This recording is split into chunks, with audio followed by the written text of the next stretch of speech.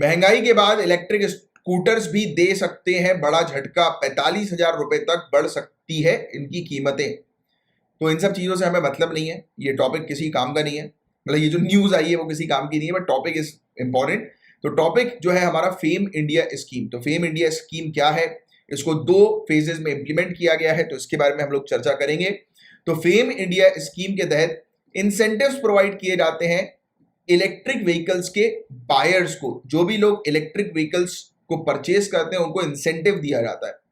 और जो information receive हुई है डिपार्टमेंट ऑफ रेवेन्यू के तहत, तो बताया जा रहा है कि एट प्रेजेंट जो जीएसटी लगता है इलेक्ट्रिक व्हीकल के ऊपर वो कितना परसेंट है, 5%। याद रखना, फैक्ट है, इलेक्ट्रिक व्हीकल के ऊपर 5% जीएसटी लगता है। तो जब भी इलेक्ट्रिक व्हीकल का टॉपिक आए तुरंत आप बोलना कि इलेक्ट्रिक व्हीकल के ऊपर 5% जीएसटी लगाया जाता है। जीएसटी रेट जो है वो डिसाइड किए हैं किसने, जीएसटी काउंसिल ने, वही रिकमेंड करती है। और इलेक्ट्रिक व्हीकल्स जो है वो ऑलरेडी लोएस्ट रेट स्लैब पर है, जो कि 5% का हमें देखने को मिलता है। कुछ स्टेप्स जो है वो सरकार के द्वारा लिए गए हैं कि ज्यादा से ज्यादा लोग जो है वो इलेक्ट्रिक व्हीकल्स को परचेज करें।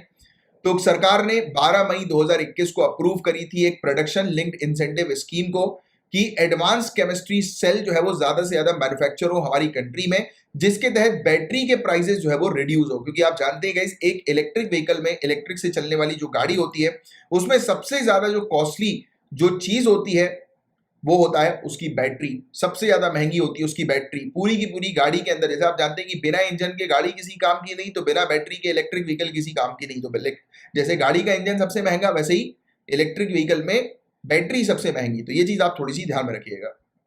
और बैटरी के प्राइस जैसे ही घटेंगे, एसीसी इंडिया के अंदर मैन्युफैक्चर होगी, मास मैन्युफैक्चरिंग होगी, हमें इंपोर्ट नहीं कराना होगा, तो प्राइस ऑलरेडी रिड्यूस हो जाएंगे, घट जाएंगे।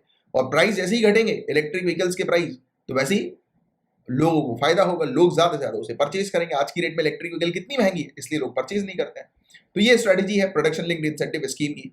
फिर सरकार ने इलेक्ट्रिक व्हीकल के ऊपर जीएसटी भी हटा दिया। पहले 12% लगता था, 5% लगता है। जीएसटी जो है वो चार्जर के ऊपर और चार्जिंग स्टेशन के ऊपर 18% पहले लगता था, उसे भी घटाकर 5% कर दिया। और ministry of road transport and highway ने अनाउंस किया, बैटरी ऑपरेटेड व्हीकल्स जो है उन्हें ग्रीन लाइसेंस प्लेट जो है वो प्रोवाइड की जाएंगी, green licence plate, right, battery operated vehicles को। और उनको कोई भी परमिट लेने की आवश्यकता नहीं होगी। मतलब बहुत पैसा बचेगा उन लोगों का, जो लोग इलेक्ट्रिक व्हीकल्स लेंगे, राइट, उनके ऊपर कोई भी रोड टैक्स नहीं लगाया जाएगा। तो ऐसी चीजें भी अनाउंस हो गई, राइट। तो ये सब फायदे हैं जो सरकार ने प्रोवाइड किए हैं, ज्यादा से ज्यादा इलेक्ट्रिक व्हीकल्स हमारी कंट्री में चले उसके लिए। बट हमें डिस्कस करना है फेम इंडिया स्कीम के बारे में, कि फेम इंडिया स्कीम है क्या। तो फेम इंडिया स्कीम को इंप्लीमेंट किया जाता है डिपार्टमेंट ऑफ हैवी इंडस्ट्री के द्वारा, कि ज्यादा से ज्यादा इलेक्ट्रिक और हाइब्रिड व्हीकल टेक्नोलॉजी जो है उसको प्रमोट करें, उसकी मैन्युफैक्चरिंग करें हमारी कंट्री के अंदर, इंश्योर करें कि सस्टेनेबल ग्रोथ होनी चाहिए इलेक्ट्रिक व्हीकल्स की कैटेगरी में। और फेम इंडिया जो है वो national electric mobility mission plan का एक पार्ट हम लोग को देखने को मिलता है। और फेम के अंदर मेन फोकस जो किया गया है वो सब्सिडी के माध्यम से इलेक्ट्रिक व्हीकल्स को प्रोवाइड कराना, ज्यादा से ज्यादा लोग जो है वो इलेक्ट्रिक व्हीकल्स को परचेज करें, इसमें सरकार की तरफ से सब्सिडी प्रोवाइड की जाती है।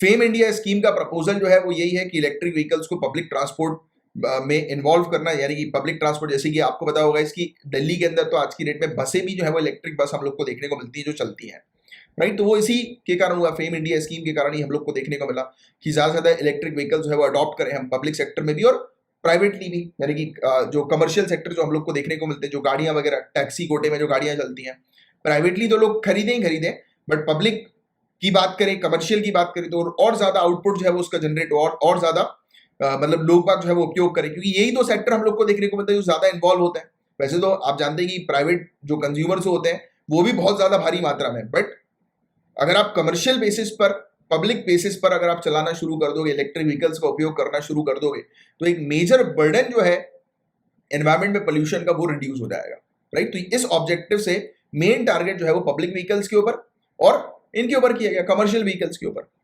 तो इन्हें 2 फेजेस में इंप्लीमेंट किया गया, faster adoption and manufacturing of hybrid and electric vehicles. तो ये इसका फुल फॉर्म भी है, ये भी ध्यान में रखना, कभी कभी ये लोग फुल फॉर्म भी पूछ लेते हैं।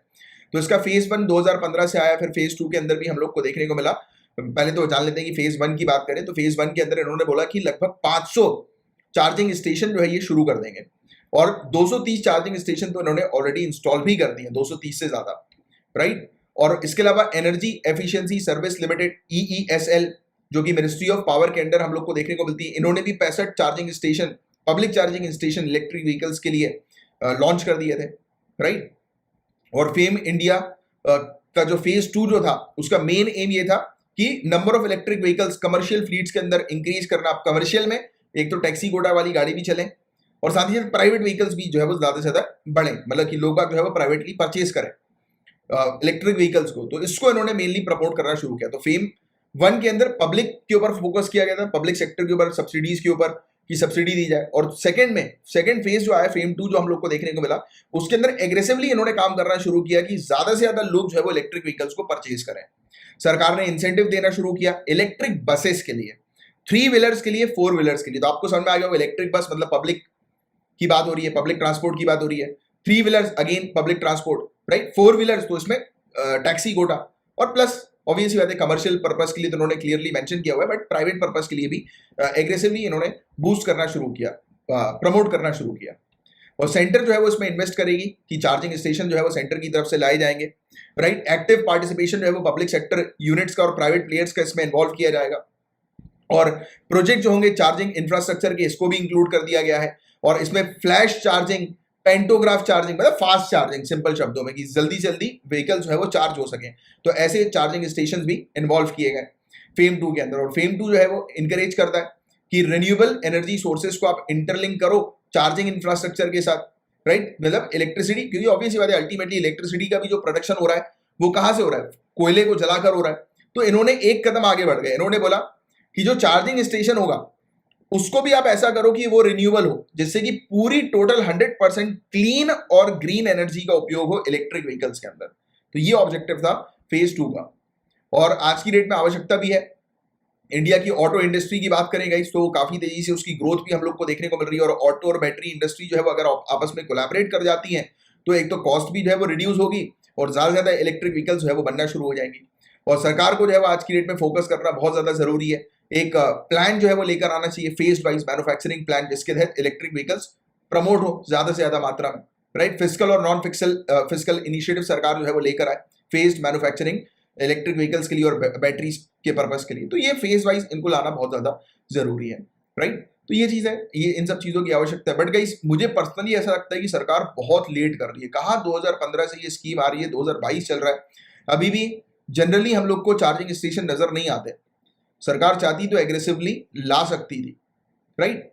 बट ऑब्वियसली बात है यार, there are other factors also, एकदम से हम लोग क्रिटिसाइज भी नहीं कर सकते।